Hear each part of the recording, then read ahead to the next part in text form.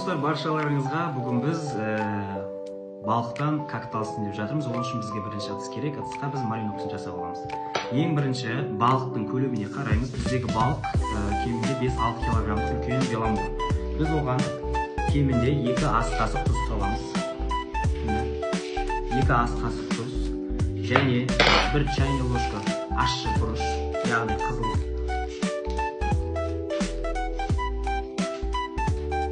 Және қара бұрыш. 2 чайный ложка салсақ та болады.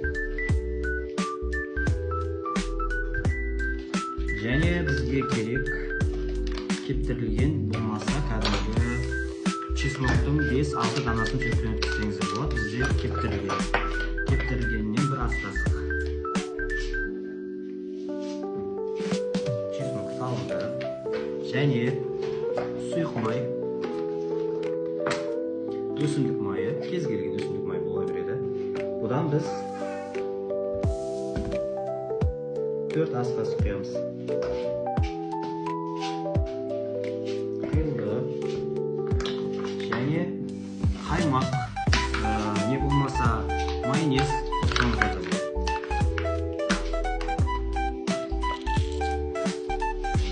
Бұл да енді көз мөлшермен. Кейін лимон қышқылы, яғни лимонның солы керек. Лимонның 3-тен 1 бөлігі, яғни 1 бөлігін алып қалып, 3-тен 2 бөлігін саламыз. Лимон не үшін керек? Балықты әдемі дәм береді және балықты жүрсін сақталады. Және мариновка деген осындай түр бар. Стейкке арналған. Осы кетіктің осы түрінен де қосамыз. Біз бағана соус жасап алдық, міне барлықтарыңызға көрсетіп қояйын, міне араластырып. Енді осыны әрине балыққа жағатын боламыз. Кеттік.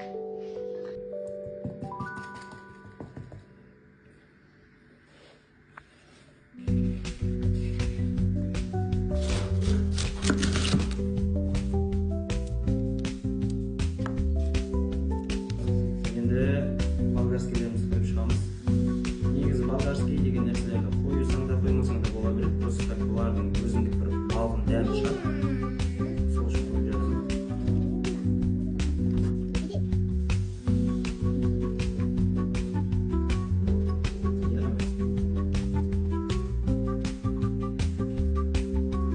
Бұл нәрселердің барлығымыз не үшін қойып жатырмыз? Себебі қазір бұл помидордың, болгарскийдің, пияздың сулары мына балықтың етіне әдемісіне болады.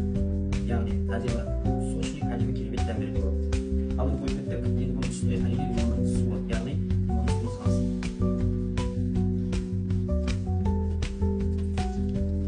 Лимон суы есімдерге салып жатырмыз.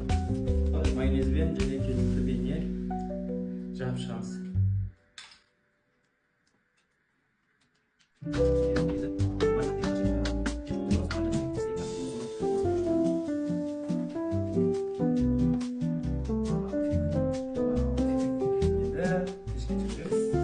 Достар, біз коктейліміздің мариновкасын жасадық және бетіне қоятын дәмдеушілердің барлығын қойдық.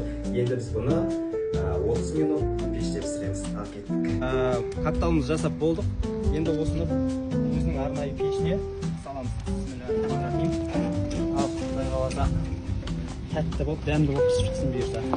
Коктейлімізді салып қойдық. Қазір астына отты жақсылап жағып, бетін жауып 35 минут шоқта осылай духовка сияқты қылып ыстап пісіретін боламыз. Так, бізде 30 минут өтті. 30 минуттан кейін келіп, осылай балықты кішкене тесіп қояйық. Себебі мынау бізде беломор үлкен балық, 6 килограммдық таза еті. Сол үшін араларына әдемі